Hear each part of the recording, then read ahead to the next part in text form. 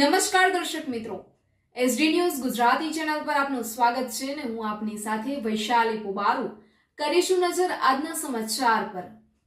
જંબુસર ભરૂચથી ભરૂચના જંબુસર શહેર કોંગ્રેસ સમિતિ દ્વારા નાયબ કલેક્ટરશ્રીને આવેદનપત્ર આપવામાં આવ્યું. જંબુસર શહેરમાં આવનારા દિવસોમાં પવિત્ર રમજાન માસ તેમજ હિન્દુ ધાર્મિક તહેવારો આવતા હોય, જેને લઈને જંબુસર નગરપાલિકા વિરોધ પક્ષના નેતા સાકિરભાઈ મલેક તેમજ જંબુસર કોંગ્રેસ પ્રમુખ ઇરફાનભાઈ પટેલ, આસિફભાઈ સમન, કાદરભાઈ મિર્ઝા એમજ કોંગ્રેસ સમિતિ દ્વારા આવનારા દિવસોમાં જંબુસર નગરપાલિકા આવશ્યક સેવા પૂરી પાડવા બાબતે જંબુસર ટંકારી ભાગોળ નાયબ કલેક્ટર કચેરી ખાતે નાયબ કલેક્ટર સાહેબને આવેદનપત્ર આપવામાં આવ્યું.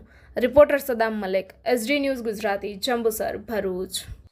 શાકિર મલેક, વિપક્ષ નેતા, જંબુસર નગરપાલિકા.